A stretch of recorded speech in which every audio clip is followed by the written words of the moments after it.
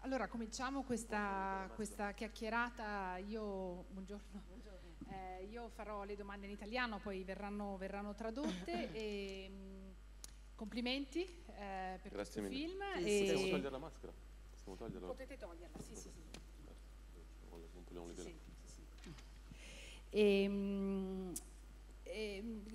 Mi sembra che uno dei grandi pregi di questo film sia mostrarci un punto di vista totalmente inedito sui protagonisti, diciamo, di questa guerra cosiddetta terza guerra, perché in effetti noi siamo circondati da soldati armati anche qui a Venezia. Ormai abbiamo una doppia barriera, quella per il Covid e quella per diciamo, l'antiterrorismo. Però per la prima volta ascoltiamo e osserviamo e vediamo quello che c'è dietro, no? Questi soldati, questi ragazzi che vengono armati di tutto punto e vengono lanciati appunto in una guerra che dai confini molto indefiniti. Quindi ecco, mi piacerebbe che ci raccontassi un po' come è nata questa idea e come hai lavorato proprio per immergerti in questo mondo che a noi è sconosciuto. Sì, innanzitutto buon pomeriggio a tutti, grazie alla Biennale di Venezia e alla produzione Capricci Film, a tutti gli attori, alla crew del film, che insomma è stata una bellissima avventura fare questo film. Solo una piccola parentesi, no, in generale sì, la guerra di cui noi parliamo è una guerra che è stata annunciata in Francia in seguito agli attentati terroristici del 2015, ma soprattutto raccontiamo la guerra di questi ragazzi che sono dei giovani che decidono di entrare nell'esercito alla ricerca di un lavoro, in realtà, che fanno quello come avrebbero potuto fare, no, un lavoro a interim, e cercano, diciamo, una ragione di vita, e chi più, chi meno la trova, ma soprattutto trovano una frustrazione dal fatto di non riuscire a intervenire fino poi alla scena finale, insomma, della manifestazione. Alors, je dois traduire en français? Ouais. Oui, j'y vais. Alors, tout d'abord, je tiens à remercier la Biennale, tous les collaborateurs, tous ceux qui ont participé à la réalisation de ce film. Et en fait, la guerre que nous racontons ici c'est la guerre qui avait été déclarée suite aux attentats de 2015, attentats terroristes. Et donc, cela raconte le point de vue des jeunes qui ont décidé d'entrer dans l'armée, et juste pour trouver un boulot, comme n'importe quel autre boulot. Et donc, il y a quelqu'un qui trouve sa raison de vie, quelqu'un qui ne la trouve pas, quelqu'un qui éprouve une certaine frustration, qui a été d'ailleurs déclenchée par l'épisode final, tel qu'on l'a vu dans le film. Anthony è un attore straordinario, è un giovanissimo attore che abbiamo visto parecchio negli ultimi 2 anni, sta seguendo una carriera molto interessante e molto coraggiosa. E vorrei chiedergli come si è immerso in questo mondo, se ha fatto delle ricerche, se ha incontrato dei soldati che sono impegnati appunto nella protezione delle nostre città e come si è calato nei panni di questo. Anthony, vous êtes un très jeune acteur, très prometteur. On vous a vu très souvent dans les 2 dernières années. Et donc, c'est une carrière très intéressante et très courageuse, celle que vous avez entreprise. Alors, comment est-ce que vous êtes plongé dans ce personnage que vous avez interprété? Et donc, est-ce que vous avez fait, par exemple, des recherches? Est-ce que vous avez eu des contacts avec des soldats engagés dans ces opérations de protection des villes? En fait, comment est-ce que vous êtes préparé pour ce rôle? D'abord, je vous demande pardon, je ne parle pas italien. Voilà, ça complique les choses, pardon. La préparation, elle s'est faite très simplement. Moi, j'ai toujours la même préparation. Je vais toujours à la salle de sport et je fais du cardio et de la musculation, mais selon ce que le demande le metteur en scène et le personnage. Et la préparation, elle s'est faite aussi et surtout avec Giovanni, avec Thierry Lounas, le producteur, et avec les 2 extraordinaires acteurs, Laila Bekti qui n'est pas là, et Karim Leclou qui est là, qui joue Hicham, qui est un acteur extraordinaire, mais vraiment un des plus grands acteurs de sa génération, vraiment.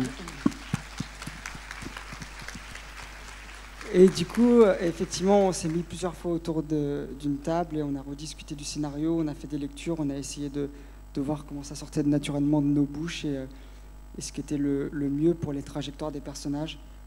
Et par exemple, ça nous a bien aidé d'avoir Laïla Bekti qui a fait beaucoup de films et qui est capable d'avoir un avis aiguisé sur les scénarios et qui tout de suite nous a dit bah, ça si on le tournait comme ça ce serait mieux, et donc à partir de là on a pu travailler sereinement.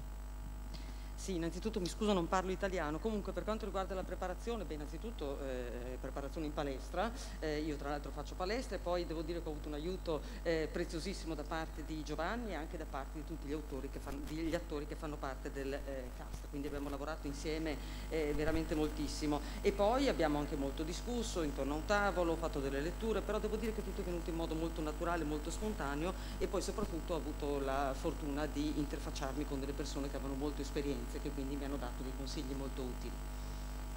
Sì, poi vorrei aggiungere, comunque avevamo un consigliere militare in scena per tutti i movimenti che ha seguito gli attori durante le scene, insomma, in cui c'era da mettere in scena particolari movimenti militari, e la sceneggiatura è stata scritta in collaborazione, cioè con l'aiuto di ex militari della missione Opération Sentinelle, che quindi ci hanno raccontato le loro storie, ci hanno permesso di inserirle nella sceneggiatura, quindi è una fiction, sì, però c'è tanta ricerca documentaria sotto.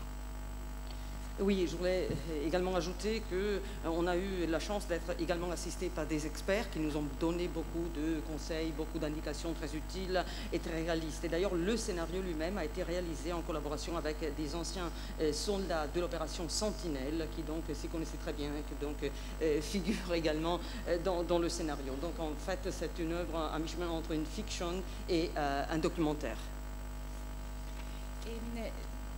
La figura, il personaggio di un soldato che deraglia, diciamo, che perde la testa, che è vittima di paranoie anche comprensibili, si inserisce in una tradizione di cinema, no? Abbiamo spesso, insomma spesso non lo so se è proprio spesso, ma abbiamo più volte visto soldati che per alcune ragioni perdono la testa. Ecco, tu ti sei confrontato con i film che affrontavano questo tema, ti sei fatto delle domande da questo, anche insieme a lui, insomma, come avete...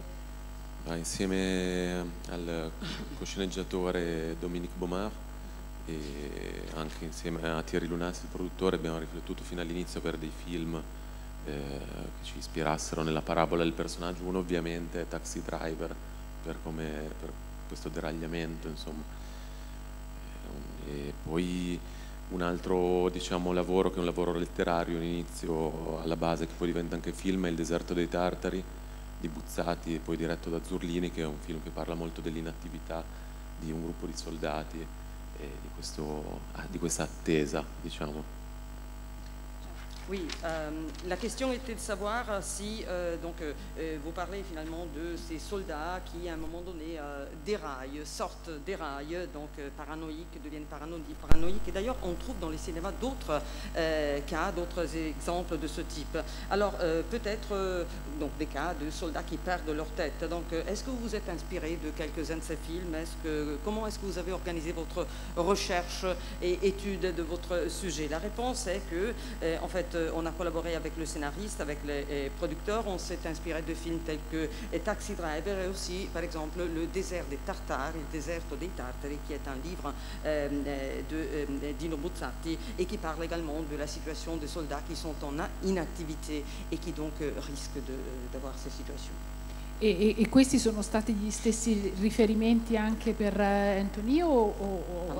No, chiedevo se sono stati gli stessi riferimenti anche per Antonio, oppure lui ha fatto anche, come dire, ha avuto i suoi punti di riferimento, le sue... Et ces mêmes repères littéraires, cinématographiques qui viennent d'être mentionnés ont été également les vôtres, Anthony, ou bien vous êtes inspiré d'autres ouvrages, d'autres écrivains, d'autres films pour interpréter votre rôle? Non, non, ça s'est fait très naturellement. Pardon, en fait, j'ai pas répondu vraiment à la question tout à l'heure par rapport à la documentation. De toute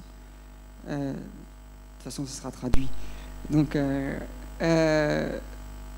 non, moi, j'ai pas fait de recherche vraiment spécifique ou regarder des documentaires sur les sentinelles ou l'armée.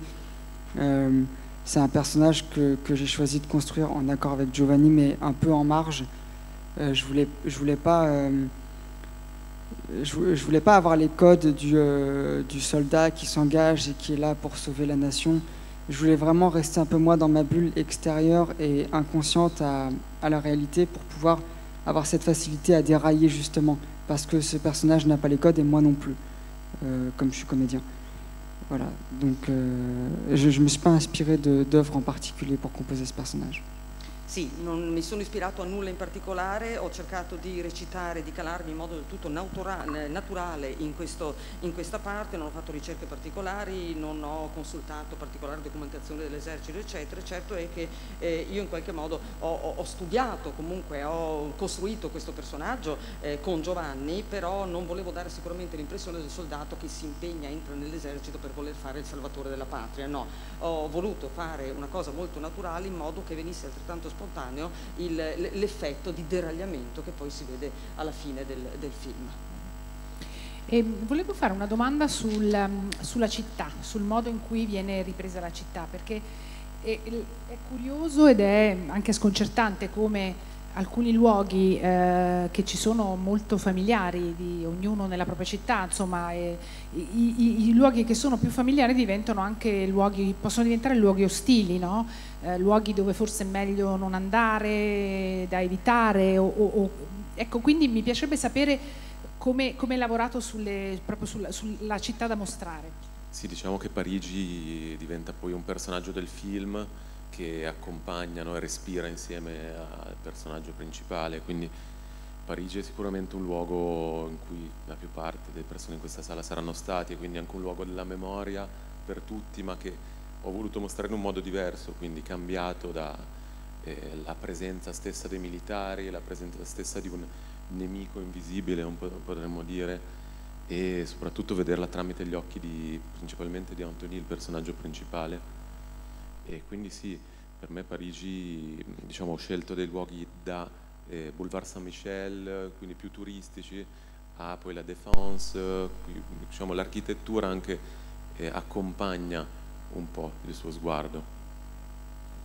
Oui, la question était à propos de la ville.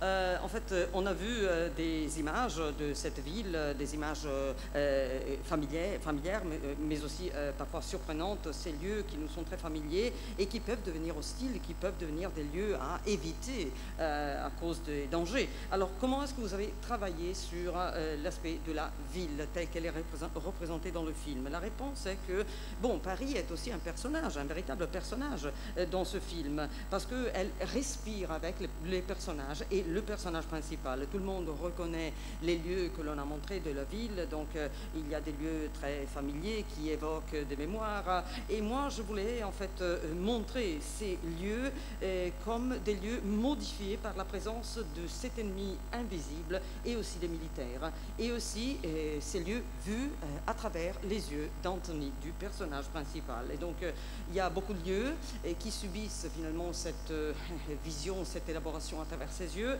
Donc on passe des plus touristiques comme Boulevard Saint-Michel, la Défense. Bon bref, l'architetture, elle y est aussi.